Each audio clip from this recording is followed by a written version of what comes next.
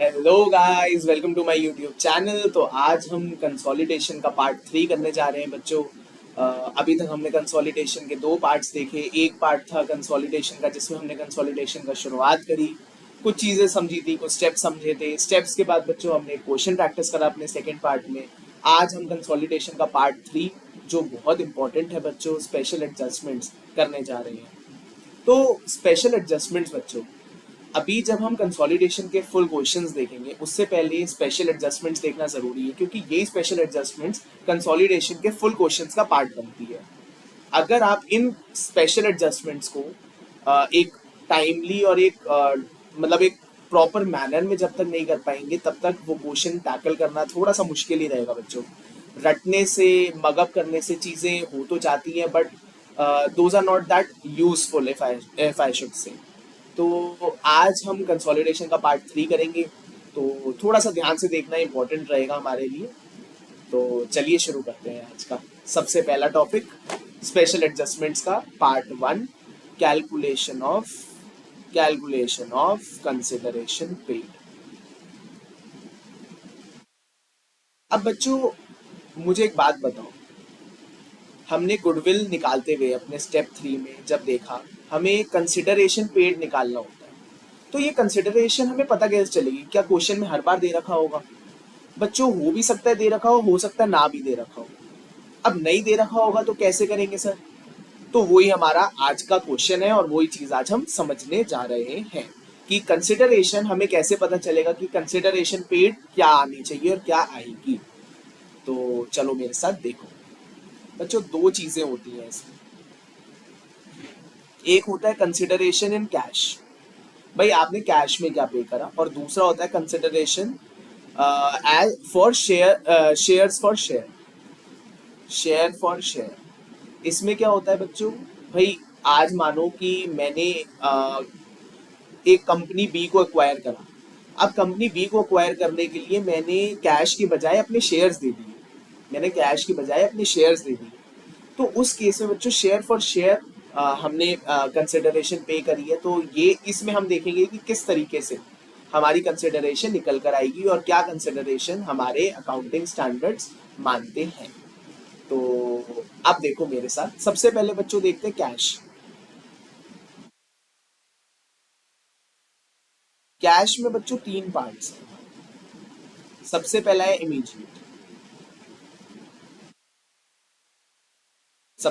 Immediate, second है deferred, और third है कंटेंजेंट। कैश में बच्चों हमारे तीन पार्ट्स हैं, तीन तरीके के, तीन फॉर्म्स हैं पेमेंट की। एक तो इमीडिएट कैश पेमेंट, एक डेफर्ड कैश पेमेंट और एक कंटेंजेंट पेमेंट। और शेयर फॉर शेयर में बच्चों एक ही केस होता है। तो सबसे पहले हम कैश का केस समझते हैं, कैश की तीन चीजें समझते हैं। सबसे पहला बच्चों हम समझेंगे इमीडिएट। तो ये इमीडिएट पेमेंट क्या होती है बच्चों? जैसे हमें वर्ड से भी समझ आ रहा है, इमीडिएट पेमेंट करिए इन कैश। इसका मतलब आपने कितना पैसा पे करा immediately for cash to acquire that subsidiary company. तो बच्चों इसका फॉर्मूला मेरे साथ लिख लो। अ, इसका फॉर्मूला लिख लेना मेरे साथ एक बार। Total number of shares of subsidiary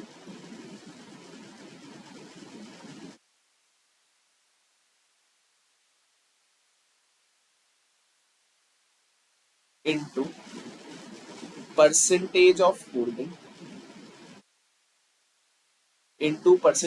holding, into cash per share.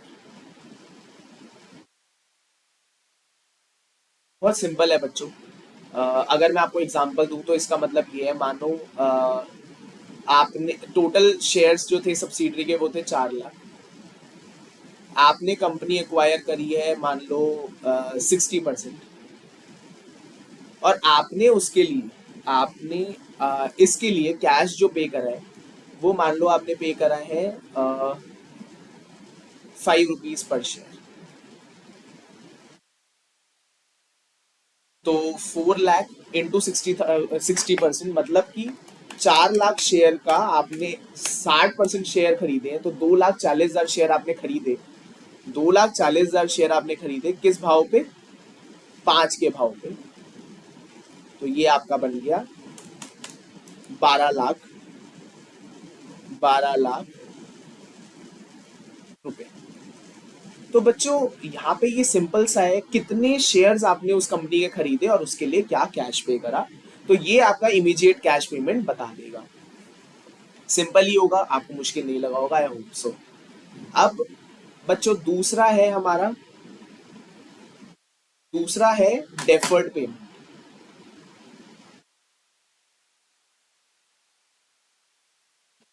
Deferred payment बच्चों, अब आप कहोगे सर ये डेफर्ड पेमेंट क्या है? डेफर्ड का मतलब होता है बच्चों डिलेड पेमेंट, डेफर करी गई पेमेंट, मतलब कि आप पेमेंट आज नहीं दे रहे, फ्यूचर में आप ये पेमेंट दोगे। मान लो बच्चों आपने डिसाइड करा कि आप $1 लाख, आज है मान लो 1 जनवरी 2001, आपने डिसाइड करा भाई हम ये पैसा आपको देंगे 31 दिसंबर 2001 को 1 लाख। तो बच्चों आज अगर मैं कहूँ, मैं इसको इरेज कर देता हूँ पहले, तो आपने कहा है 1 जनवरी वाले दिन हमने ये एक्वायर करी कंपनी, ये हमारी डेट ऑफ एक्विजिशन है, आपने 1 जनवरी के दिन एक्वायर करी और आपने बोला 1 लाख की पेमेंट होगी 31 दिसंबर 2001 को। तो बच्चों अब मैं इस दिन अपनी लाइबिलिटी रिकॉर्ड करूंगा, भाई मेरे को ये पेमेंट करनी है फ्यूचर में, पक्की पक्की पेमेंट है, ये तो होगी होगी। तो बच्चों इसकी हम प्रेजेंट वैल्यू निकालते हैं इस दिन की, हम इसको डिस्काउंट करेंगे, आज के दिन की प्रेजेंट वैल्यू निकालेंगे। बच्चों प्रेजेंट वैल्यू का मैंने आपको पहले भी फॉर्मूला बता रखा है, एक बार फिर बता देता हूँ, one fair value into 1+r⁴n। तो ये आपका फॉर्मूला होता है। अभी इसके एक क्वेश्चन भी देखेंगे, आपको और चीजें बेटर समझ आ जाएगी। तो आपने जो है अब इस दिन की प्रेजेंट वैल्यू आप निकालेंगे, ये हमने कॉन्सेप्ट, अब बच्चों मैं आज प्रेजेंट वैल्यू और ये सारी चीजें पूरी एक्सप्लेन नहीं कर पाऊंगा, हमने बहुत डिटेल में पढ़ा है IAS 16 के अंदर, तो वहाँ पे आप एक बार जाकर इसको दोबारा देख सकते हैं, मेरे वीडियोस अपलोडेड है चैनल पे, आप देख सकते हैं वो, तो वहाँ से आपको चीज़ें कुछ क्लियर हो जाएंगी। तो इसमें बच्चों हमारा बेसिकली रहता है पहला तो हम प्रेजेंट वैल्यू पे रिकॉर्ड करेंगे और उसकी अनवाइंडिंग करेंगे, अनवाइंडिंग करेंगे एज पर टाइम, तो अनवाइंडिंग भी हो जाएगी। अब हमारा है तीसरी चीज, वो क्या है? Contingent payment. कंटेंजेंट पेमेंट, तो बच्चों कंटेंजेंट पेमेंट का पहले तो मैं आपको मतलब समझा देता हूँ। कंटेंजेंट पेमेंट का आपको मतलब समझा देता हूँ बच्चों, मैं दोबारा लिख देता हूँ, हैंड राइटिंग मेरी थोड़ी खराब है, प्लीज हैंड राइटिंग को इग्नोर करना। माफी चाहता हूँ इसके लिए आपसे, बट मैं चाहकर भी सुधार नहीं पाता हूँ इसको, और वैसे भी लैपटॉप पे लिखना थोड़ा सा और हैंड राइटिंग को खराब कर देता है, बट ठीक है। आप पढ़ रहे हैं, आप चीज़ें समझ जाए, मैं और क्या चाहता हूँ, मैं भी यही चाहता हूँ, आप भी यही चाहते हैं। तो चलिए आगे बढ़ते हैं। कंटेंजेंट पेमेंट बच्चों, कंटेंजेंट पेमेंट क्या होता है? भाई आपने मानो आज के दिन, मैं एग्जांपल देता हूँ आपको, मानो अमिताभ बच्चन जी बैठे, अमिताभ अमिताभ जी ने बैठे हैं और जो है वो टेबल डिस्कशन चल रही है, अभिषेक जी को अक्वायर करना, अभिषेक जी को अक्वायर करना। अब इस केस में बच्चों, अब अमिताभ जी जो है वो ज्यादा से ज्यादा बार्गेन करना चाहेंगे, वो यही चाहेंगे कि वो कंपनी कम में खरीदे, उनको ज्यादा कंसिडरेशन ना पे करनी पड़े, और अभिषेक जी चाहेंगे उनको ज्यादा से ज्यादा कंसिडरेशन मिले। तो इस केस में क्या होता है, अभिषेक जी बोलेंगे, मान लो कि अभिषेक जी ने बोला कि सर आप मेरे को अक्वायर करके तो देखो, आपको मैं साल के 10 करोड़ मिनिमम प्रॉफिट्स कमा के दूंगा, मिनिमम इतना कमा के दूंगा, मिनिमम 10 करोड़। तो अमिताभ जी क्या बोलते हैं? तो ठीक है, ओके, अगर मैंने आपसे मिनिमम 1 करोड़, मिनिमम जो है वो 10 करोड़ कमाए, तो आप मेरे से 1 करोड़ और ले लेना। तो इसमें क्या हुआ है, इस केस में मैं आपको दोबारा बता देता हूँ। अभिषेक जी जो है वो चाह रहे हैं कि उनको ज्यादा से ज्यादा पेमेंट मिले, ज्यादा से ज्यादा कंसिडरेशन मिले, और अमिताभ जी उसको बार्गेन करना चाह रहे हैं। फिर अभिषेक जी ने एक बात बोली कि सर, अगर आप मेरे को क्वायर आज करते हो तो मिनिमम 10 करोड़ कमा के दूंगा मैं आपको। अमिताभ जी बोलते हैं कि ठीक है, अगर आपने मिनिमम प्रॉफिट्स 10 करोड़ के करे तो मैं आपको 1 करोड़ और दे दूंगा। तो इसका मतलब ईयर एंड के दिन अगर 10 करोड़ के प्रॉफिट्स हुए होंगे तो ये 1 करोड़ देने के लिए लायबल है, वरना ये 1 करोड़ देने के लिए लायबल नहीं है। तो बच्चों ये हो जाती है कंटिंजेंट केसेस। कंटिंजेंट हो गया ये पक्का नहीं है कि पेमेंट होगी, बट कंटिंजेंट है, हो भी सकती है, नहीं भी हो सकती। तो इस केस में हम क्या करते हैं बच्चों, it is recorded, it is recorded at fair value on DOA. It is recorded at fair value on DOA. इसका मतलब कि फेयर वैल्यू के अमाउंट पे ये रिकॉर्ड होते हैं डेट ऑफ एक्विजिशन वाले दिन। अब आप कहोगे सर ये फेयर वैल्यू कहां से होगी, तो ये हमारे को गिवन होगी बच्चों, गिवन इन एग्जाम, आपको टेंशन लेने की जरूरत नहीं है, एग्जाम में बहुत क्लियर होगी। अभी हम एक क्वेश्चन देखेंगे, आपको चीजें बहुत अच्छी तरह क्लियर हो जाएंगी, बट अभी आप चीजों को समझने पे फोकस लगाइए। तो ये जो है आपको रिकॉर्ड करनी है फेयर वैल्यू पे, डीओए वाले रिकॉर्ड करना है बच्चों, एंट्री पास होगी, ध्यान रखना। It is not a contingent liability, it is meant to be recorded in the books at fair value on date of acquisition. ठीक है, अब हम बढ़ते हैं शेयर फॉर शेयर पे। तो अब देखते हैं शेयर फॉर शेयर क्या होता है।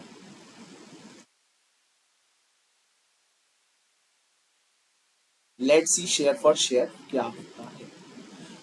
तो अमिताभ जी का ही एग्जांपल लेते हैं। अमिताभ जी जो है वो अभिषेक जी को खरीद रहे हैं, वो कहते हैं भाई मैं अपने शेयर्स दे देता हूँ तुम्हारे शेयर के बदले।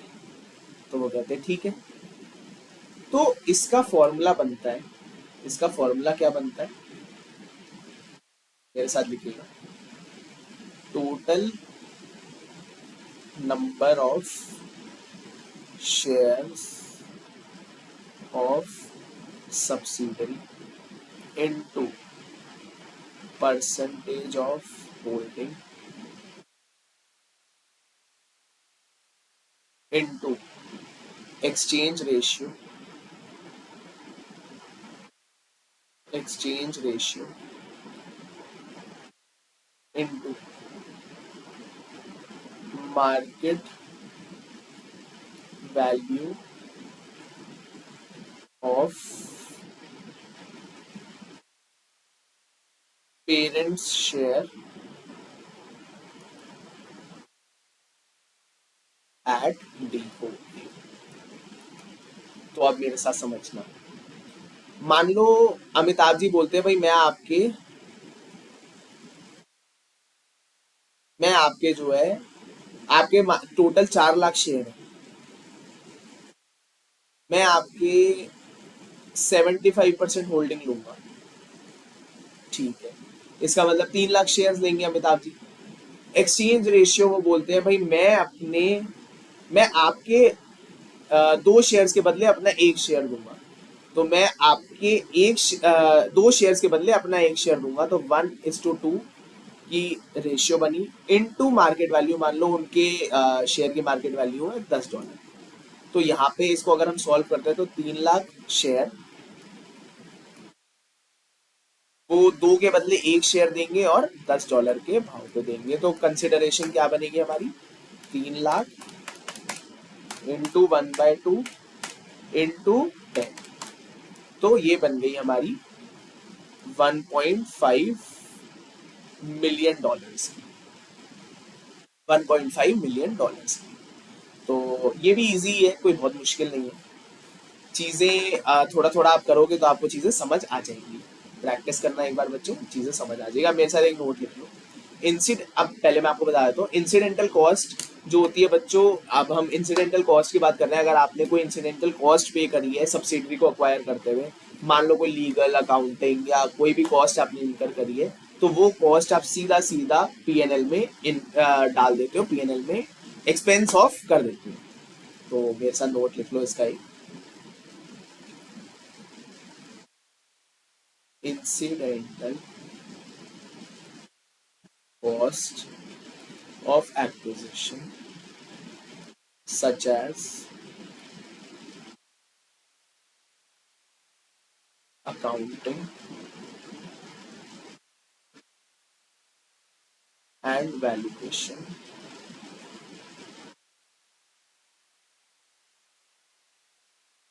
and other professional fees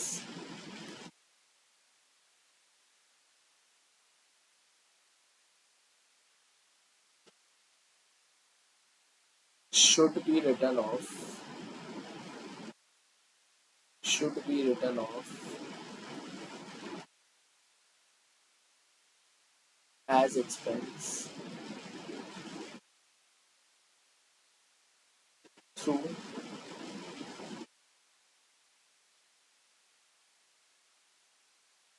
profit and loss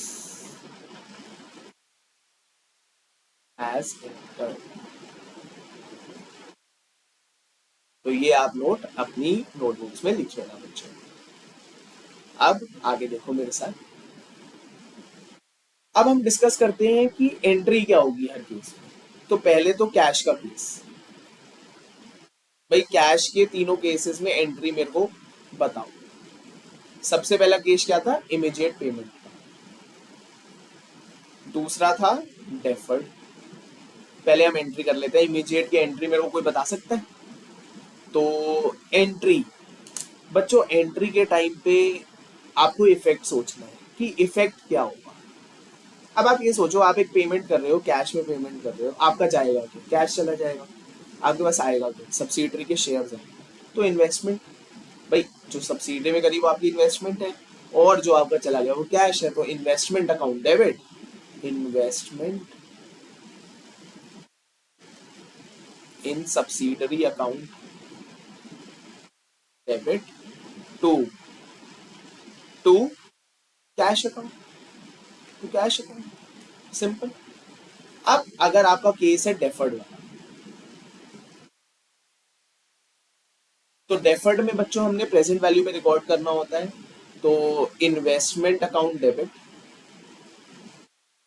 investment account debit to to payment अभी करनी है, पेमेंट फ्यूचर में करनी है, तो हम इसको डाल देते हैं नॉन करंट लाइबिलिटी में। और अब हर साल अनवाइंडिंग होगी, तो हर साल कुछ खर्चा होगा। अब ये खर्चा कौन सा होगा? फाइनेंस कॉस्ट होगी, इंटरेस्ट आप इनकर करोगे, तो फाइनेंस कॉस्ट अकाउंट डेबिट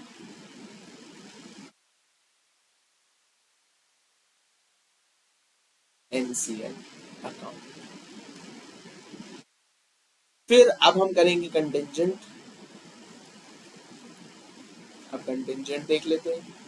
तो कंटिंजेंट में एंट्री क्या होनी चाहिए? भाई इन्वेस्टमेंट तो डेबिट होगी, investment account debit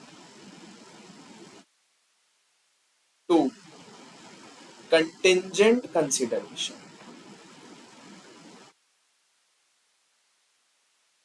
contingent consideration. और किस पे रिकॉर्ड होंगे? फेयर वैल्यू पे, फेयर वैल्यू पे ये रिकॉर्ड हो जाएंगे। ठीक है, तो ये तो सिंपल है। अब अगर मैं आपको कहूं कि शेयर्स में हम इसको कैसे रिकॉर्ड करेंगे, शेयर फॉर शेयर वाले केस में, शेयर फॉर शेयर वाले केसेस में क्या एंट्री होगी? तो बच्चों सबसे पहली तो एंट्री एक ही है सर, सिंपल है, इन्वेस्टमेंट आई। ठीक है बच्चों, लिख देते हैं, जो आप कहेंगे वही लिखूंगा मैं। तो investment in subsidiary account debit, investment in subsidiary account debit to, अब मेरे को बताओ बच्चों आपका जाएगा क्या? भाई कैश नहीं जा रहा, लाइबिलिटी नहीं है, कंटिंजेंट नहीं है, देने देने हैं, क्या देना है? शेयर्स देने हैं। तो to share capital, to share capital account. और अगर आपने नॉमिनल वैल्यू पे, जहां तक नॉमिनल वैल्यू का शेयर होगा तब तक वहां तक शेयर कैपिटल, अगर इशू प्राइस नॉमिनल से ज्यादा है तो जो एक्सीडिंग पार्ट होगा वो आ जाएगा शेयर प्रीमियम अकाउंट।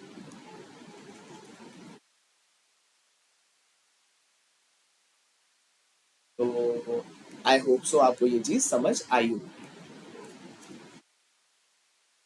अब करो मेरे साथ बच्चों एक question. Now let's see a question. देखते हैं इस क्वेश्चन में क्या है।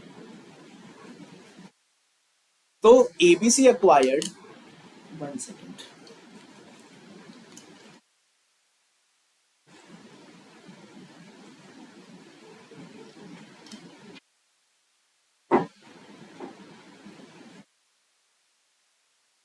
ABC acquired 3 lakh of DEF's 4 lakh ordinary shares during the year ending 28 Feb 2005.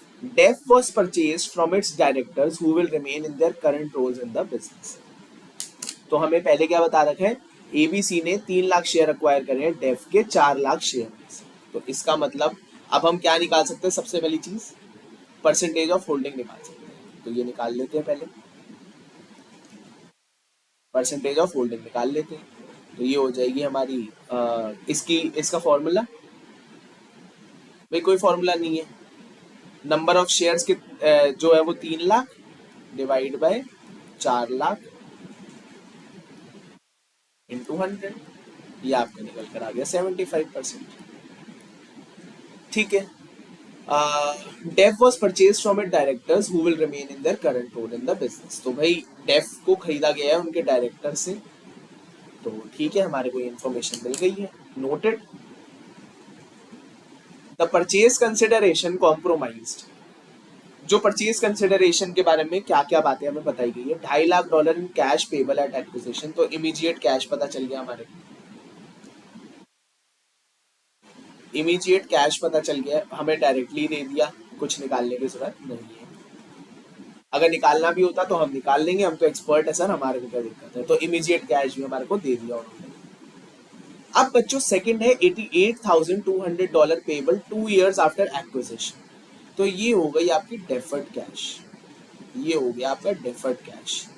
अब मुझे बताओ डेफर्ड कैश कैसे निकलेगा। तो ठीक है सर, कोई दिक्कत नहीं है, डेफर्ड कैश भी निकाल देते हैं, आपने हमें सिखाया है, हमें सब आता है। तो ठीक है, डेफर्ड कैश का बताओ। डेफर्ड कैश में हम रिकॉर्ड करते हैं प्रेजेंट वैल्यू पे। सर 88,200 2 साल बाद देनी है, आफ्टर 2 years। आज कितना देना होगा, तो आज हम इसकी प्रेजेंट वैल्यू निकाल लेंगे। भाई इसकी future value into 1/1 plus r की पावर एन। तो इसकी फ्यूचर वैल्यू हमें पता है 88,200 है, इंटू 1/1 प्लस आर कितना हमारे को दे रखा है हम देख लेते हैं।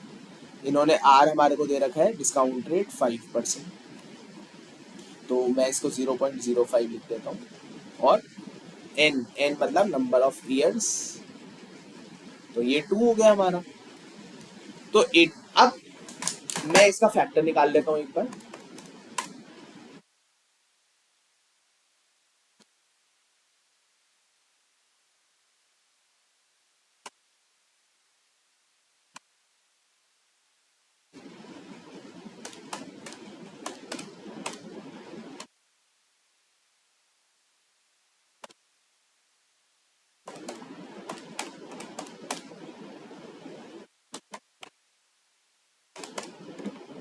तो इसका फैक्टर आ गया बच्चों 0.907, 88,200 इंटू 0.907, तो ये हमारा अप्रोक्सीमेटली बन जाएगा 80,000।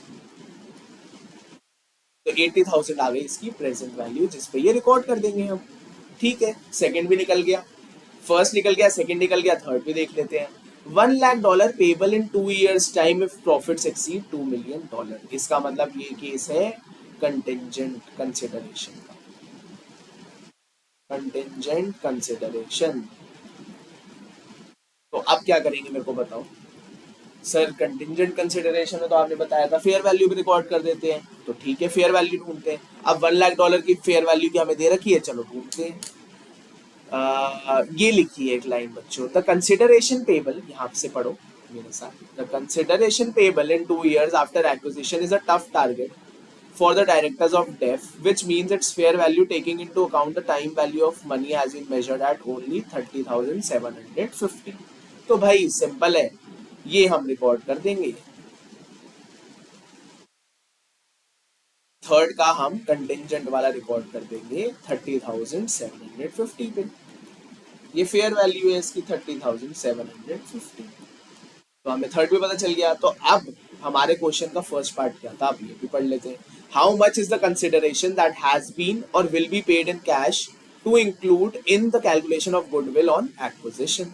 तो भाई हमारे को कैश वाली टोटल बतानी है, तो 1, 2 और 3 पार्ट हमारा टोटल हो जाएगा। तो फर्स्ट हमारा कितना था, फर्स्ट हमारा था $2.5 लाख। फर्स्ट हमारा 2.5 लाख है। तो अब हम कर देते तीनों को प्लस, तो टोटल 1 + 2 + 3, तो 2.5 लाख। सेकंड है हमारा 80,000 और थर्ड है हमारा 30,750। तो कर दो प्लस, ये हमारा बन गया 3,60,750। तो यही हमारा फर्स्ट पार्ट का आंसर निकल आया है। अब सेकंड कर लेते हैं, सेकंड पार्ट भी देख लो मेरे साथ। How much is the consideration payable in shares that will be included in the calculation of goodwill on acquisition. तो भाई अब शेयर फॉर शेयर वाली कंसिडरेशन के बारे में पूछा है, तो वो भी देख लेते हैं। तो new shares issued in ABC at acquisition on a 1-for-3 basis. तो मतलब एक शेयर दिया जाएगा हर 3 शेयर के लिए। एक शेयर देगी ABC for 3 shares of DEF. तो अब मेरे साथ देखो यहाँ पे, लेट्स सी कैसे होगा ये। भाई हमारे को सबसे पहली चीज जो पता है वो क्या है, टोटल नंबर ऑफ शेयर हमारे को पता करने हैं सब्सिडरी के, तो वो हमें दे रखे 4 lakh share. Percentage of holding है 75%। ठीक है, अब हमारे को रेशियो तो 1/3 की रेशियो दे रखी है। और मार्केट वैल्यू अगर मैं पूछूं तो मार्केट वैल्यू शेयर्स की भी देख लेते हैं क्या है। ये हमें मार्केट वैल्यू दे दी है एबीसी के शेयर्स की, तो पेरेंट के शेयर की मार्केट वैल्यू है 7.35, तो वो भी हमें बता रखी है। तो क्वेश्चन में मुश्किल क्या है, क्वेश्चन तो इजी हुआ। तो 4 lakh into 75% into 1/3 into 7.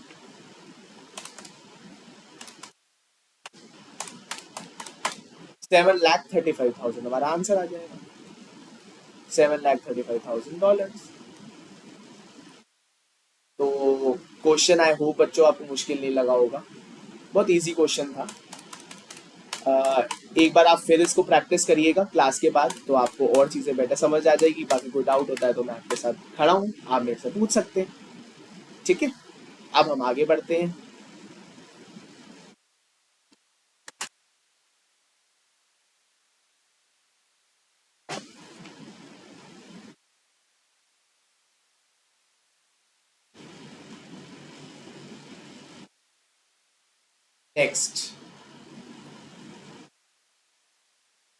Next topic है हमारा फेयर वैल्यू एडजस्टमेंट। ये हमारी नेक्स्ट स्पेशल एडजस्टमेंट है, फेयर वैल्यू एडजस्टमेंट। तो फेयर वैल्यू एडजस्टमेंट क्या हो बच्चों, समझो। फेयर वैल्यू, अब मुझे एक बात बताओ, एक एग्जांपल ले, मानो वही वाला एग्जांपल लेते हैं, अमिताभ जी अक्वायर कर रहे हैं अभिषेक जी।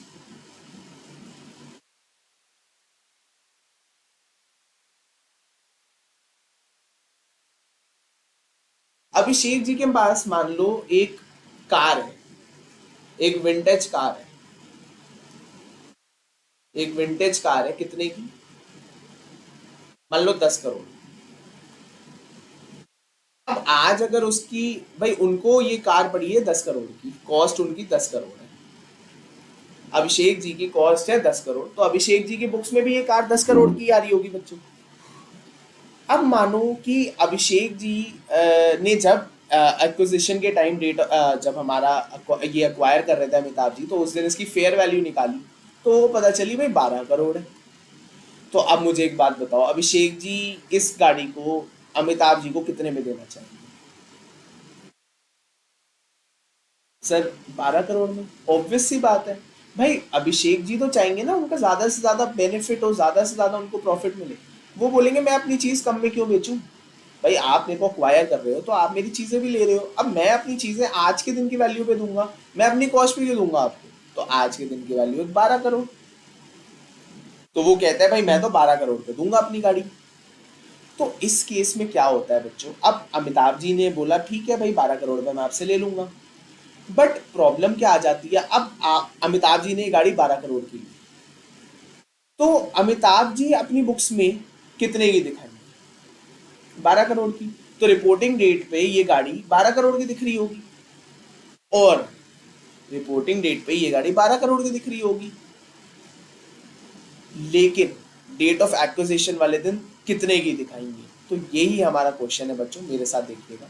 तो जब हम अपना सेकंड स्टेप करते हैं, आपको याद होगा रिपोर्टिंग डेट, मेरे साथ ये लिखो reporting date, date of acquisition और डिफरेंस। तो इसमें जब हम, भाई शेयर कैपिटल में तो कोई दिक्कत नहीं है, शेयर प्रीमियम में भी कोई दिक्कत नहीं है, ये तो हमें आता है सर। रिटेन्ड अर्निंग्स भी हमने कर लिया था, तो वो भी दिक्कत नहीं है।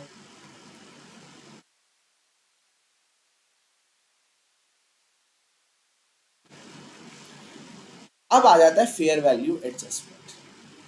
तो इसमें बच्चों हमारा जो आईएएस है वो कहता है कि भाई दोनों को ही इक्वल पे दिखाना है, दोनों को ही सेम वैल्यू, मतलब 12 करोड़ का ही अगर रिपोर्टिंग डेट पे दिखेगा तो 12 करोड़ का ही डेट ऑफ एक्विजिशन के दिन भी दिखेगा। तो हमारा जो ये एसेट है रिपोर्टिंग डेट के और डेट ऑफ एक्विजिशन वाले दिन दोनों बार ये एसेट फेयर वैल्यू पे ही दिखेगा। तो ठीक है, लेकिन मुझे एक बात बताओ भाई, आपने ये एसेट का फेयर वैल्यू पे रिकॉर्ड कर दिया, अब आपके बुक्स में ये एसेट दिख रहा है 12 करोड़ का। अब डेप्रिसिएशन कितने पे लगेगा, सबसे बड़ा मुद्दा, डेप्रिसिएशन तो सर 12 करोड़ पे लगेगा, बट लगना कितने पे चाहिए था, 10 करोड़ पे। भाई ये तो एक सिर्फ ट्रांजैक्शन हुई है, कोई बेचा थोड़ी है, बुक्स में ही है अभी भी। तो ये एक्सेस डेप्रिसिएशन जो है ये कौन से प्रॉफिट्स को इफेक्ट करेगा, भाई ये तो सिर्फ रिपोर्टिंग डेट के ही प्रॉफिट को इफेक्ट करेगा। तो ये एक्सेस डेप्रिसिएशन, भाई डेट ऑफ एक्विजिशन से पहले तो कोई दिक्कत ही नहीं थी, ये तो दिक्कत थी एक्सेस डेप्रिसिएशन की आफ्टर डेट ऑफ एक्विजिशन आई, तो रिपोर्टिंग डेट पे ये एक्सेस डेप्रिसिएशन यहां पे से हो जाएगा माइनस। ठीक है बच्चों, अब एक और चीज, कंटिंजेंट लाइबिलिटी ऑफ सब्सिडरी। भाई मान लो सब्सिडरी की कोई कंटिंजेंट लाइबिलिटी भी है, या ये मैं दूसरे पेज पे लिख देता हूँ। मान लो सब्सिडरी की कोई कंटिंजेंट लाइबिलिटी भी है, कोई कंटिंजेंट लाइबिलिटी भी है, तो कोई दिक्कत नहीं है, कंटिंजेंट लाइबिलिटी ऑफ सब्सिडी। तो हमारा जो आईएफआरएस है वो कहता है कि हम यही मानेंगे ये कंटिंजेंट लाइबिलिटी रियल लाइबिलिटी मान ली जाएगी, इसको रियल मान लेंगे,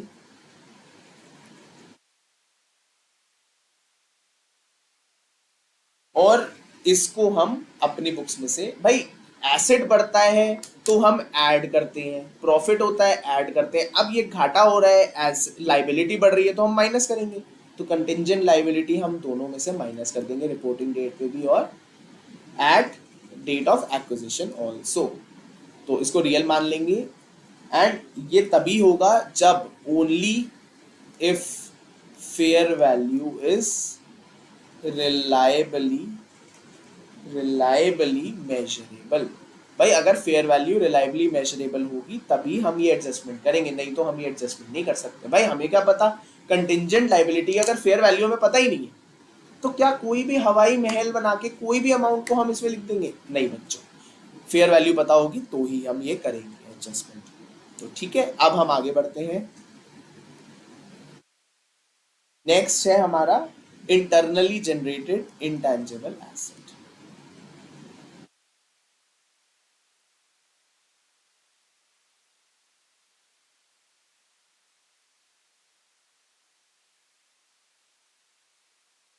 इंटरनली जनरेटेड इंटेंजिबल एसेट, तो ये भाई ये आप अपनी बुक्स में रिकॉर्ड कर दोगे, भाई गुडविल के अलावा, एक्सेप्ट गुडविल, ये अदर देन गुडविल है, तो अदर देन गुडविल को इंटेंजिबल एसेट्स अगर इंटरनली जनरेट हुए हैं तो ये भी आप अपनी बुक्स में ऐड कर दोगे।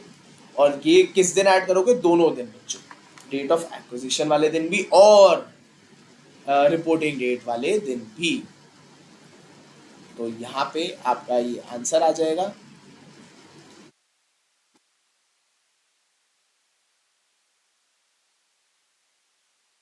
ठीक है बच्चों, बहुत सिंपल है, कोई मुश्किल नहीं है, बस थोड़ा सा ध्यान लगाना है और सारी चीजें आपके मुट्ठी में होगी बच्चों, कोई दिक्कत नहीं है। आप आगे बढ़ते हैं, फिर भी अगर कोई आपको प्रॉब्लम आती है तो आप मेरे से पूछ सकते हैं, that is not at all an issue. ठीक है, अब आगे बढ़ते हैं हम अपने नेक्स्ट टॉपिक की तरफ, नेक्स्ट एडजस्टमेंट की तरफ, जो है इंट्रा ग्रुप ट्रेडिंग। सबसे important intra group trading.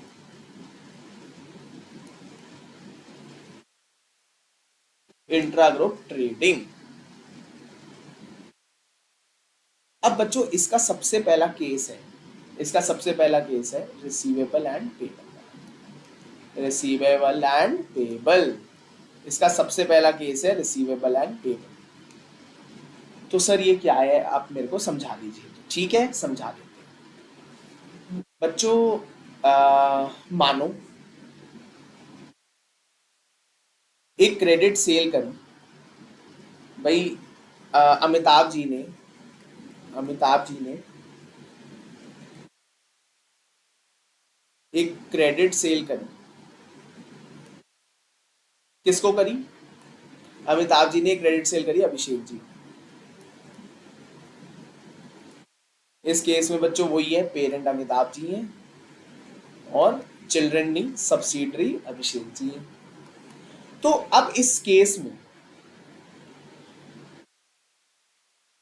Amitabh parent की बुक में, पेरेंट की बुक में रिसीवेबल आ रहा होगा, बिल्कुल आ रहा होगा सर। और सब्सिडरी की बुक में पेबल आ रहा होगा। पेरेंट्स की बुक जब स्टैंड अलोन बनी होगी तो उसमें एक रिसीवेबल आ रहा होगा कि भाई अभिषेक जी से इतने पैसे लेने हैं, और सब्सिडरी की जब बुक्स बनी होगी, अभिषेक जी ने जब अपनी बुक्स बनाई होगी, तो उसमें आ रहा होगा अमिताभ जी को इतने पैसे देने हैं। तो इस केस में मान लो ये अमाउंट है $10,000। अब बच्चों मान लो हम कर रहे हैं कंसोलिडेशन, अब क्या दिखाऊं कि मेरे को अपने से ही लेने और अपने को ही देने। कंसोलिडेशन मतलब हमने दोनों को मिला दिया है, आप दोनों एक हैं, अब दोनों एक हैं तो क्या दिखाऊं, दोनों एक हैं तो उसमें मैं क्या दिखाऊं कि मुझे अपने से ही लेने और अपने को ही देने हैं? नहीं। तो इस केस में हम क्या करते हैं बच्चों, भाई ऐसा तो हो नहीं सकता कि अपने से ही पैसे ले लेंगे अपने को ही दे देंगे, ये तो हो नहीं सकता। तो इस केस में हम इसको कर देते हैं एलिमिनेट, हम इसको कर देते हैं एलिमिनेट।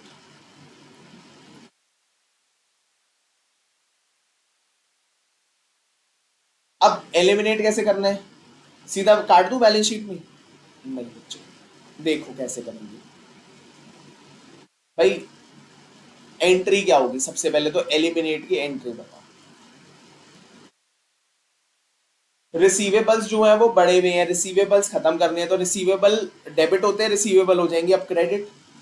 तो यहाँ पे क्रेडिट रिसीवेबल, रिसीवेबल भाई, रिसीवेबल बढ़ेगा तो डेबिट, घटेगा तो क्रेडिट। अब हम अपने रिसीवेबल्स को घटा रहे हैं तो ये हो जाएंगे क्रेडिट। पेबल्स, पेबल्स बच्चों बढ़ेंगे तो क्रेडिट। अब हम अपने पेबल्स कम कर रहे हैं तो डेबिट, तो पेबल्स हम कर देंगे डेबिट, ये एंट्री हो जाएगी।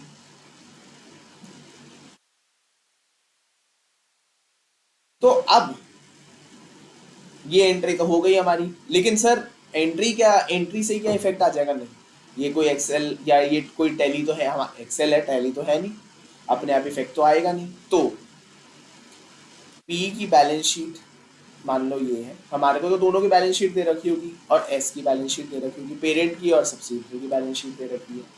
इसमें रिसीवेबल मान लो और ये पेएबल, भाई पी के ये हैं और एस के रिसीवेबल ये हैं, पी के पेएबल ये हैं और एस के पेएबल ये हैं। अब कंसोलिडेटेड में क्या होगा सर, कंसोलिडेटेड देख लेते हैं। तो इन दोनों को तो प्लस कर देंगे हम बुक्स में, पहले इन दोनों को प्लस कर दो नॉर्मली, और इंट्रा एडजस्टमेंट, जो ये एलिमिनेट करना है वो इसमें से माइनस कर देंगे, और इसमें भी सेम यही होगा। ये प्लस कर दिया पेबल, और जो इंट्रा थी वो माइनस कर दी। तो क्या हम अपने मुकाम तक पहुंच पाएंगे? बिल्कुल पहुंच पाएंगे बच्चों। बहुत सिंपल एडजस्टमेंट है, बट चीज को समझने वाली है। जब तक आप चीज़ों को समझ के करोगे तब तक चीज़ें बहुत आसान रहेगी। जब मगअप करना शुरू कर दोगे तो चीज़ें सिर्फ पाइल अप होगी बच्चों, और पेपर में क्वेश्चंस भी सेम तो आएंगे नहीं। सेम तो आने की बड़ी कम उम्मीदें हैं। तो हमारे को चीज़ें रट कर तो अकाउंट्स नहीं हो पाएगी। ये फाइनेंशियल रिपोर्टिंग का पेपर ऐसे तो नहीं हो पाएगा। तो आपको ढंग से सारी चीज़ें समझ के करनी है। अब इसी में ही हमारा सेकेंड पॉइंट है कैश एंड ट्रांजिट। भाई हमारा सेकंड पॉइंट है cash in transit, B point cash in transit. तो अब समझो भाई, रिसीवेबल की बुक्स में बैलेंस आ रहा था 10,000, सॉरी, हाँ, रिसीवेबल का बैलेंस आ रहा था 10,000 और पेबल का बैलेंस आ रहा है 9,500। भाई ये कैसे हो सकता है? एक पार्टी कह रही है 10,000 लेने के हैं, पेबल कह रहा है 9,500 देने के। तो बच्चों ये case most probably cash in transit हो गया लग रहा है। तो अब इस केस में अगर बता रखा है हमें this is cash in transit, तो अब मुझे बताओ भाई, पेबल ने $500 रिसीवेबल को भेज दिए, बट अभी तक रिसीवेबल के पास पहुंचे नहीं है। तो यहाँ पे हम क्या एंट्री करेंगे? तो सबसे पहले एंट्री बच्चों, भाई पेबल और रिसीवेबल में आप ये समझो, पेबल ने 10,000 के बैलेंस में $500 पे कर दिए। तो पेबल ने तो अपनी तरफ से पे कर दिए, पेबल की तो कोई गलती नहीं है, रिसीवेबल की गलती भी नहीं है, बट पेबल की बुक्स में सही अमाउंट आ रही है, और रिसीवेबल की बुक्स में अभी के लिए देखा जाए तो कैश इन ट्रांजिट आना चाहिए, $500 का वो नहीं आ रहा। तो हम क्या करेंगे, एक एंट्री करेंगे। सबसे पहली एंट्री, सबसे फर्स्ट एंट्री आप ये करोगे, cash in transit account debit to receivables, cash in transit account debit to receivables account. तो भाई इससे क्या होगा, कैश इन ट्रांजिट हमारा बढ़ जाएगा $500 से, और रिसीवेबल्स हमारे कम हो जाएंगे। तो अब हमारे जो रिसीवेबल हैं वो भी हो जाएंगे 9,500 के, हमारे रिसीवेबल भाई साहब भी 9,500 हो जाएंगे।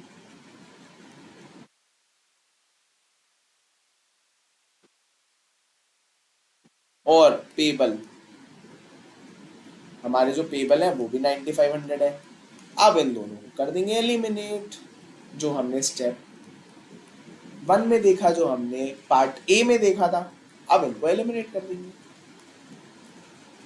क्या कुछ मुश्किल है? क्या कोई ऐसी चीज़ है जो समझ नहीं आए? बट हम एक कंफ्यूजन कैरी करते हैं, तो उस वजह से हमारे को कुछ दिक्कतें का सामना करना पड़ता है। तो वही बस बातें हैं बच्चों, कुछ कुछ चीज़ें आप ध्यान रखोगे तो ये चीज़ें मुश्किल नहीं है।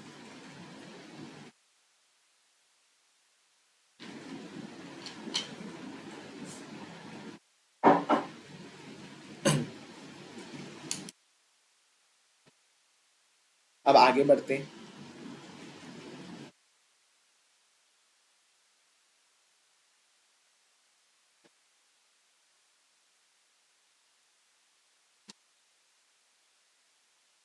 हमारा सी पॉइंट, नेक्स्ट पॉइंट, अब हम करेंगे इन्वेंट्री इन ट्रांजिट।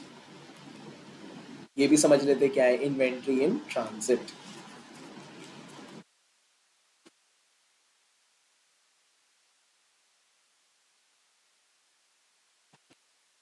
बहुत सिंपल, इन्वेंट्री इन ट्रांजिट ये क्या होता है भाई? रिसीवेबल की बुक्स में मानो, रिसीवेबल की बुक्स में मानो बैलेंस क्या आ रहा है 10,000, और पेबल कह रहा है भाई 9,500 का बैलेंस है। अरे ये तो बैलेंस में मिसमैच हो गया, क्या कैश इन ट्रांजिट है? बट हमारा क्वेश्चन कह रहा है इन्वेंट्री इन ट्रांजिट है। इसका मतलब क्या होगा भाई? रिसीवेबल ने $500 के गुड्स भेजे, जो अभी तक जो अभी तक पेबल के पास जो सब्सिडरी है मान लो, अभिषेक जी को गुड्स गए तो पेबल के पास अभी तक ये नहीं पहुंचे। तो भाई पेबल की बुक्स में 9500 आ रहा है, रिसीवेबल के पास 10,000 आ रहा है। गलती रिसीवेबल की तो नहीं है भाई, उसने तो $500 के गुड्स भेज दिए, बट पेबल की भी गलती नहीं है देखा जाए।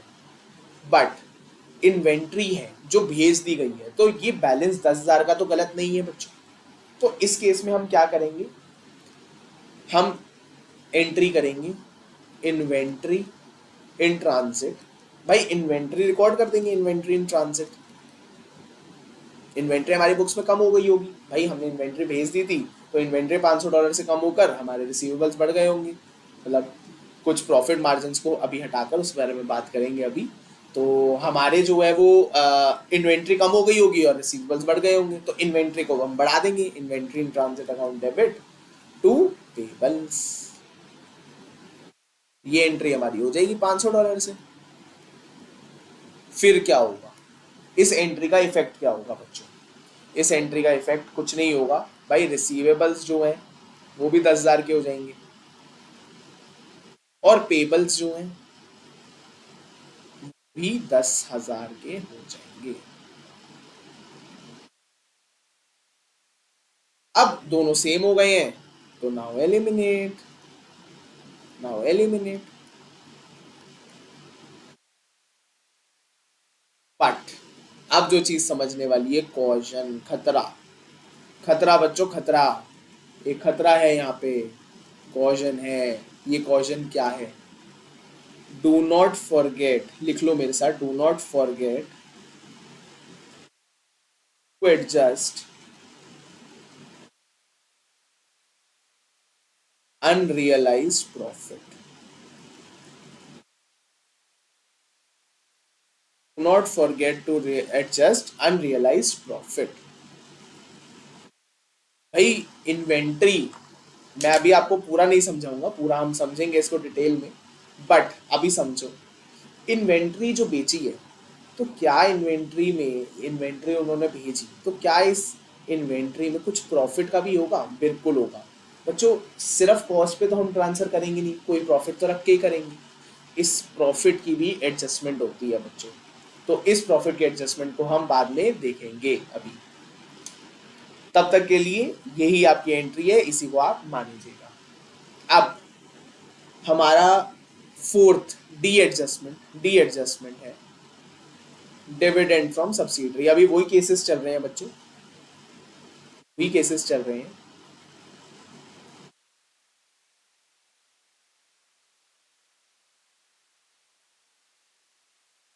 डिविडेंड फ्रॉम सब्सिडरी, इसमें मेरे साथ लिख लो एक बार।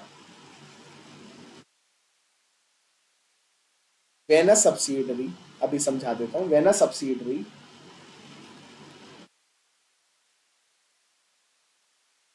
pays a dividend, pays a dividend during the year,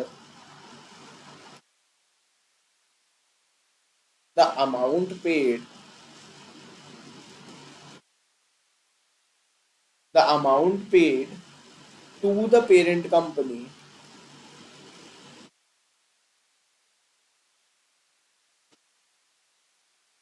must be eliminated,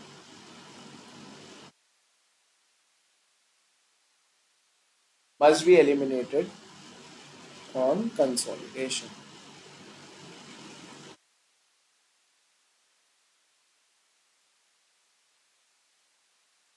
समझो मेरे साथ भाई, when a subsidiary, when a subsidiary pays dividend during the year, भाई सब्सिडरी ने डिविडेंड पे करा, the amount paid to the parent company must be eliminated on consolidation. बहुत अच्छा point है भाई। सब्सिडरी ने डिविडेंड पे करा, सब्सिडरी ने डिविडेंड पे करा भाई, पेरेंट को डिविडेंड मिला तो वो क्या एंट्री करेगा, कैश टू पीएनएल, और सब्सिडरी एंट्री करेगा रिटेन्ड अर्निंग्स टू कैश।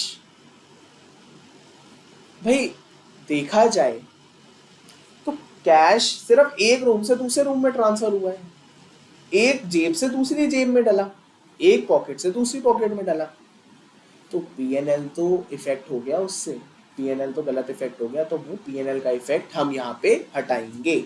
अब मेरे साथ एक क्वेश्चन देखना, उससे चीजें आपको बेटर समझ आएंगी।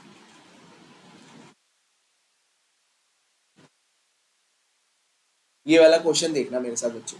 Subsidiary company, a 60% subsidiary company of parent company page a dividend of $1000 on the last day of its accounting period. भाई एक सब्सिडरी कंपनी ने अपने पेरेंट को डिविडेंड पे करा है $1000 का। It's retained earnings before paying the dividend stood at $5000। भाई जो उनकी रिटेन्ड अर्निंग्स है वो $5000 पे खड़ी है डिविडेंड देने से पहले। Explain how the dividend paid by subsidiary company should be accounted for. तो बच्चों यहाँ पे दो चीजें होंगी, यहाँ पे दो चीजें होंगी। अगर मैं पेरेंट के बुक्स में कहूँ तो क्या होगा, पेरेंट ने क्या एंट्री करी होगी, कैश अकाउंट डेबिट। अपनी स्टैंड अलोन में तो ये एंट्री करेगा, cash account debit to PNL account. वहां पे तो ये एंट्री की कोई गलती नहीं है, सही कर रहा है वो एंट्री। और सब्सिडरी क्या एंट्री करेगा, सब्सिडरी एंट्री करेगा retained earnings to cash account, but ये करेगा 1000 से। अब आप कहोगे सर ये 600 कहां से आया, भाई $1000 में 60% ही तो पेरेंट को मिला है, बाकी के जो 400 हैं वो तो एनसीआई के हैं, वो तो एनसीआई के नॉन कंट्रोलिंग इंटरेस्ट के हैं। 60% तक ही तो पेरेंट का राइट है, तो वो तो इसी अमाउंट से एंट्री करेगा। बट सब्सिडरी की बुक्स में तो पूरा 1000 से होगी एंट्री, और वो तो कोई गलती नहीं है, बिल्कुल सही है। तो इन कंसोलिडेशन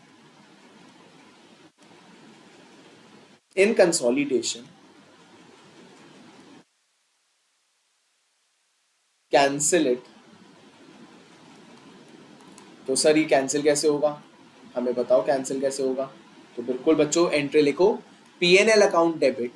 भाई पीएनएल अकाउंट हो जाएगा debit to retained earnings account. Entry कितने से होगी मुझे ये बताओ, $600 से। भाई $400 में तो सब्सिडी की कोई गलती नहीं है, सिर्फ $600 की ही तो बात है। जो डिविडेंड सब्सिडरी ने पेरेंट को पे करा, सिर्फ दिक्कत वही है। जो सब्सिडरी ने एनसीआई को पे करा वहां तो कोई दिक्कत नहीं है। तो इस केस में एंट्री हो जाएगी हमारी PNL account debit to retained earnings account. ठीक है बच्चों, अब next very very very very important, very important समझना मेरे साथ, हमारा ई पार्ट। ई पार्ट पहले तो मार्क करो, जबरदस्त इंपॉर्टेंट, जबरदस्त इंपॉर्टेंट, जेड इंपॉर्टेंट। पेपर में क्वेश्चन दिख ही जाता है, पेपर में तो इसका क्वेश्चन दिख ही जाता है। तो आप ये समझते हैं क्या, प्रोविजन फॉर अनरियलाइज्ड प्रॉफिट। आ गया वही चीज बच्चों, प्रोविजन फॉर अनरियलाइज्ड प्रॉफिट। भाई हमने बात करी थी, प्रॉफिट जो है वो अनरियलाइज्ड जो प्रॉफिट है इन्वेंट्री के केस में, उसमें जन फॉर इन्वेंट्री हम ये पढ़ेंगे। अभी आप देखो मेरे साथ ये है क्या। भाई अमिताभ जी की और अभिषेक जी का ही एग्जांपल लेते हैं, एक एग्जांपल चल रहा है उसी के साथ चलते रहते हैं। तो अब अमिताभ जी की बुक्स में, अब मानो अमिताभ जी ने एक परचेज करी $100 की, और अभिषेक जी को सेल कर दी, सेल कर दिया ये $130 में। अमिताभ जी ने परचेज करी $100 की और अभिषेक जी को सेल कर दिया $130 में, तो अभिषेक जी के लिए परचेज कितने पे आएगी, $130 पे। भाई इन्होंने सेल जो करा यही उसके बुक्स में परचेज हो जाएगा, और इन ये मान लो इसको सेल कर देते हैं $150 में, तो ग्रुप का जीपी क्या होगा, ग्रुप का जीपी क्या होगा। सर $30 अमिताभ ने कमाए, $20 अभिषेक ने कमाए, तो ग्रुप का जीपी तो 50 हो गया। 30 अमिताभ के और 20 अभिषेक के। तो यहां तक तो कोई दिक्कत नहीं है, यहां तक तो कोई दिक्कत नहीं है। पर दिक्कत अब आएगी, अमिताभ की बुक्स में अमिताभ ने परचेज करा $100 का और सेल करा अभिषेक को $130 का। अभिषेक ने परचेज तो कर लिया, अभिषेक ने परचेज तो कर लिया, कितने का कर लिया? $130 का। बट वो ईयर एंड तक ना सेल नहीं कर पाया, सेल नहीं कर पाया बेचारा। अब क्या करें, मुंह मुंह लटकाए बैठे हैं अभिषेक भाई साहब। भाई इतना महंगा माल खरीद लिया है, बिका है नहीं, सेल कुछ हुई नहीं। तो अब मुझे बताओ भाई, अमिताभ की बुक्स में तो प्रॉफिट आ रहा होगा, अमिताभ के पीएनएल में इस सेल का प्रॉफिट आ रहा होगा कितना? $30। और अभिषेक की बुक्स में इन्वेंट्री आ रही होगी, अभिषेक इन्वेंट्री, अभिषेक अनसोल्ड इन्वेंट्री।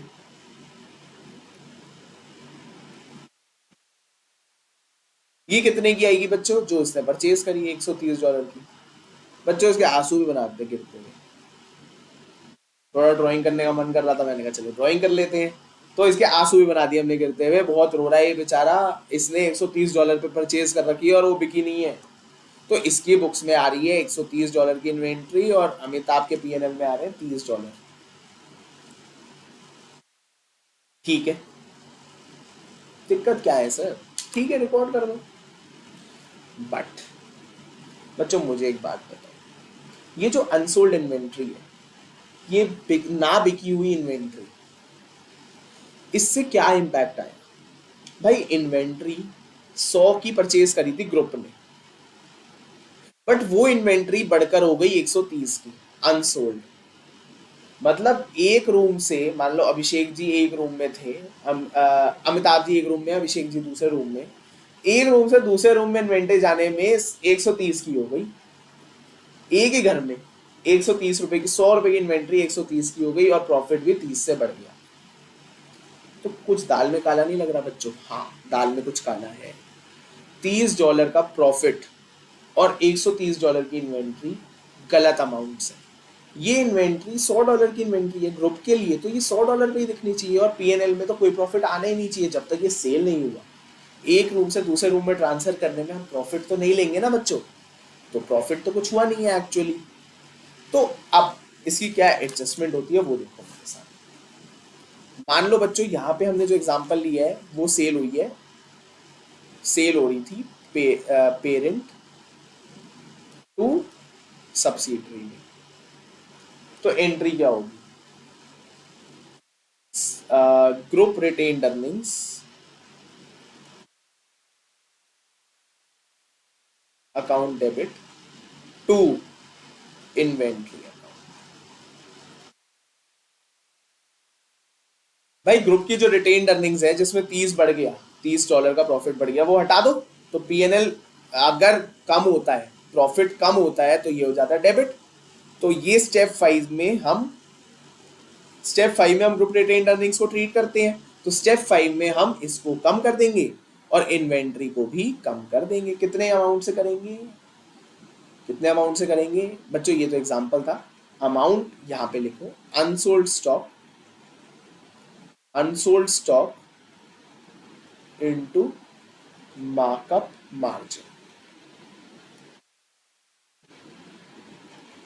इस अमाउंट से हम ये एंट्री पास कर देंगे। अब दूसरा केस लो, मान लो सब्सिडरी सेल करता है, सब्सिडरी सेल कर रहा है किसको? सब्सिडरी सेल कर रहा है किसको? पेरेंट को। तो ठीक है, यहां पे क्या होगा बच्चों? अब यहां पे एडजस्टमेंट होगी स्टेप 2 में, यहां पे एडजस्टमेंट होगी स्टेप 2 में। तो स्टेप 2 में आरडी कॉलम जो है रिपोर्टिंग डेट के कॉलम को हम कर देंगे डेबिट, मतलब इसमें इसको तो हम कर देंगे कम, माइनस कर देंगे टू इन्वेंट्री अकाउंट।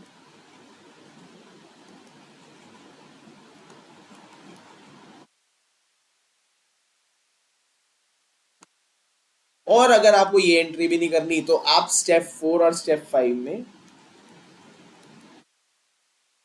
भी अपना प्रॉफिट कम कर सकते हो। कहां से? पोस्ट एक्विजिशन प्रॉफिट से। भाई पोस्ट एक्विजिशन प्रॉफिट्स आप कम कर दोगे तो चीज आपकी सॉल्व हो गई, कोई दिक्कत नहीं है। तो ये एंट्री रहती है बच्चों इसकी। अब मेरे साथ एक क्वेश्चन देख लो, क्वेश्चन से चीजें कुछ बेटर समझ आएंगी शायद। तो क्वेश्चन देख लो एक बार, ये वाला। P company owed S company $2,000 at year end. ठीक है।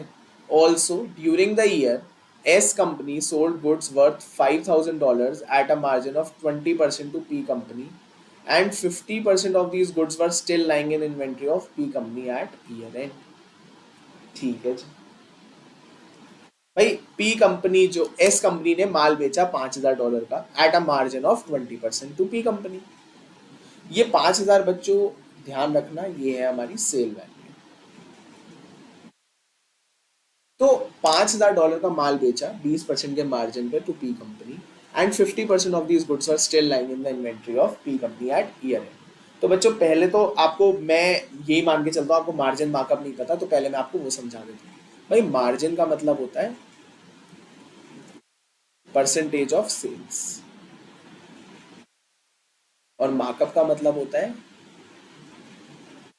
Percentage of cost. तो बच्चों परसेंटेज ऑफ सेल्स का मतलब है कि यहाँ पे आपका अगर प्रॉफिट 20 है तो आपकी सेल्स 100 है, मतलब ये 100 का 20% है, तो आपकी कॉस्ट कितनी हो जाएगी 80। और अगर आपका मार्कअप है परसेंटेज ऑफ कॉस्ट वो आपकी 20%, तो इसका मतलब आपकी कॉस्ट 100 है, इसमें आपने 20 जो आपका 100 का 20% बना इक्वल्स टू 1। तो ये आपके दो केसेस होते हैं। थोड़ी थोड़ी चीज़ आपको समझ आ गई होगी बच्चों, इसके आप क्वेश्चंस प्रैक्टिस कर सकते हैं, उससे कुछ बेटर समझ आ जाएगा। बाकी आप मेरे से भी पूछ सकते हैं, मैं आपको ये चीज़ और ढंग से समझा दूंगा। अगर आपको ये मार्कअप मार्जिन की चीज़ समझ नहीं आ रही तो आप मेरे से कमेंट बॉक्स में डाल के ज़रूर बताइए, मैं आप इसके लिए भी एक स्पेशल वीडियो बना दूंगा जिससे आपको चीज़ें और क्लियर हो जाएंगी। तो भाई यहाँ पे तो हमारे को मार्जिन दे रखा है, तो $5,000 भाई एक बार देख लेते हैं ढंग से। $5,000 के टोटल गुड्स भेजे थे जिसमें से अनसोल्ड रह गए हमारे 50%, तो ये बन गए 50% ऑफ 5,000, जो अमाउंट निकल कर आएगी हमारी 2,500।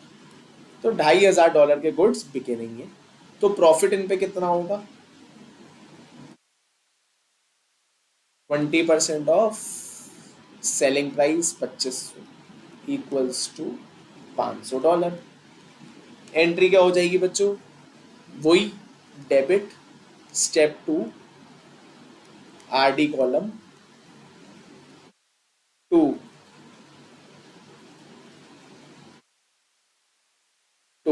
इन्वेंट्री, और अमाउंट आ जाएगी हमारी $500।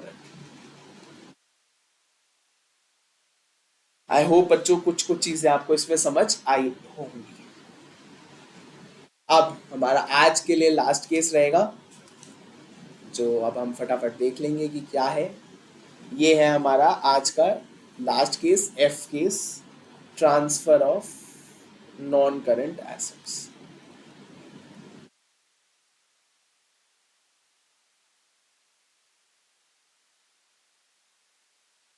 तो transfer of non current assets ये भी देख लेते हैं बच्चों। Transfer of non current assets, समझो इसमें क्या क्या चीजें हो जाएंगी। भाई एक, पहले तो हमारे सिर्फ दिक्कत थी दो, एक तो प्रॉफिट की और एक इन्वेंट्री, बट यहां पे दिक्कत तीन हो जाती है। प्रॉफिट भाई नॉन करंट एसेट्स बेचिए तो हो सकता है कोई प्रॉफिट आ रहा हो, तो प्रॉफिट की दिक्कत है। भाई इंटर ग्रुप ट्रांजैक्शन में, इंट्रा ग्रुप ट्रांजैक्शन में आप प्रॉफिट कैसे रिकॉर्ड कर सकते हो? एक रूम से दूसरे रूम तक एसेट को लेकर जाने में प्रॉफिट कैसे रिकॉर्ड कर सकते हो? तो भाई हमारा IAS IFRS बोलते हैं कि भाई ये नहीं हो सकता, आपको ये प्रॉफिट हटाना पड़ेगा। तो पहली दिक्कत तो है प्रॉफिट। दूसरी दिक्कत है पीपी। भाई आपने अगर पीपी की कॉस्ट बढ़ा दी होगी तो वो भी दिक्कत है, पीपी भी उसी कॉस्ट पे आना चाहिए। और तीसरी दिक्कत क्या है? तीसरी दिक्कत है हमारी डेप्रिसिएशन की बच्चों। अगर आपने एसेट बेचा और वो प्रॉफिट पे बेचा तो अब डेप्रिसिएशन भी हो सकता है ज्यादा लग रहा हो, तो भाई उसको कैसे ट्रीट करेंगे? क्वेश्चन तो ये है। तो इसके लिए ना बच्चों सबसे पहले आ जाओ एक क्वेश्चन पे। ये केस मैं आपको समझाऊंगा क्वेश्चन से। ये वाला क्वेश्चन देखो मेरे साथ। P acquired 80% of S a number of years ago। तो P ने 80% ऑफ S अक्वायर करा है number of years ago.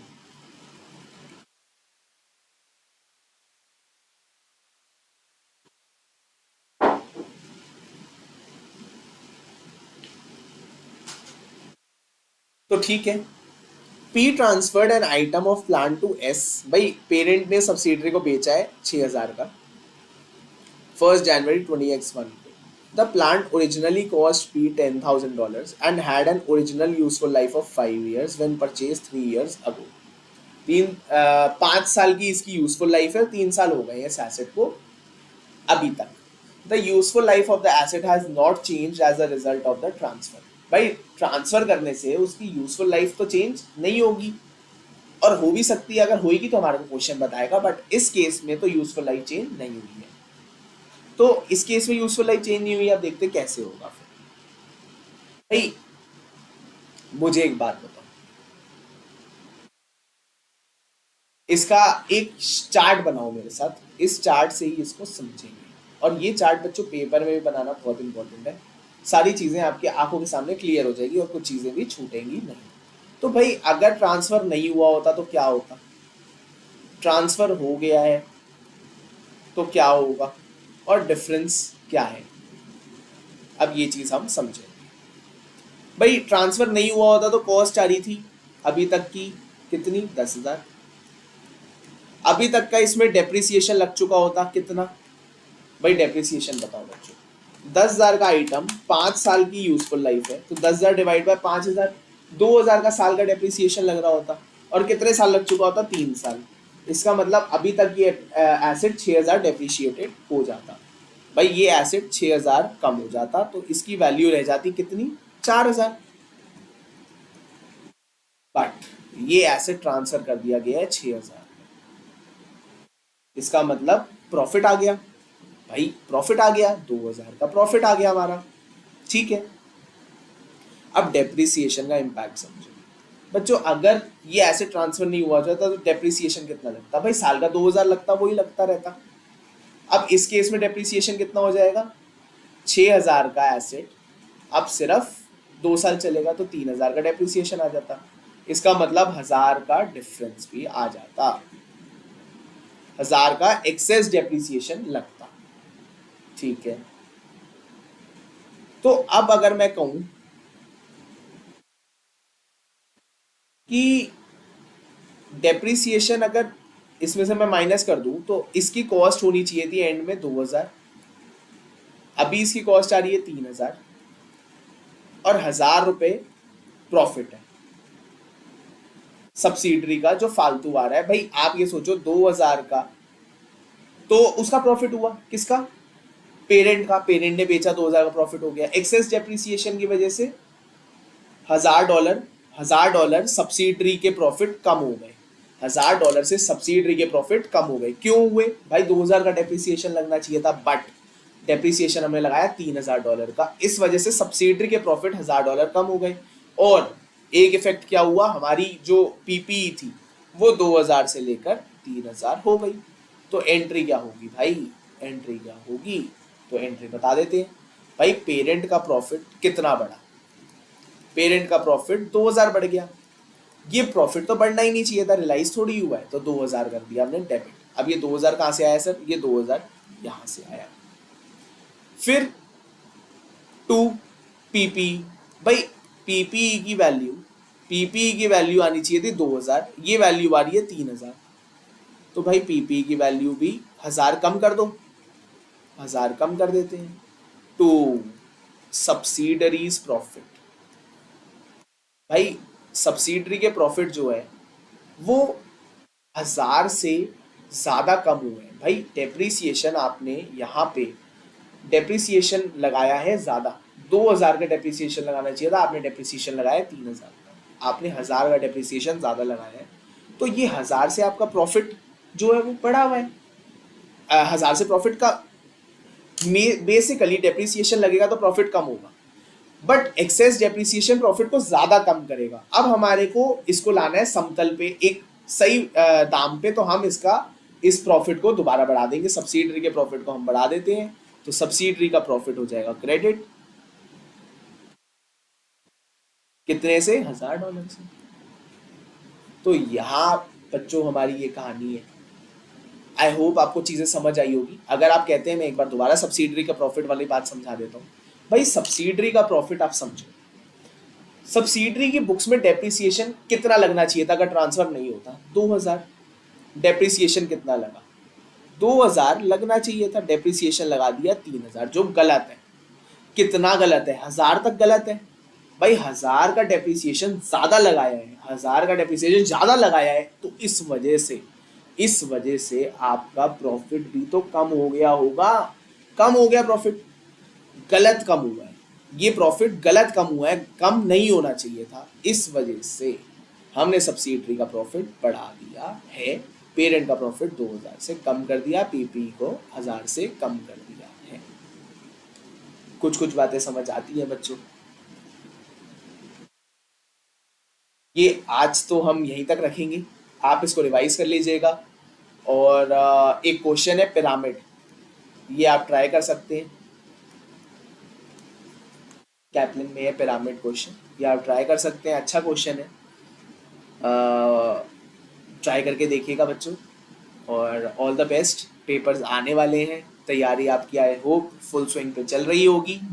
All the best बच्चों, ढंग से करिए, पढ़ते रहिए और पढ़ते रहिए। Bye bye.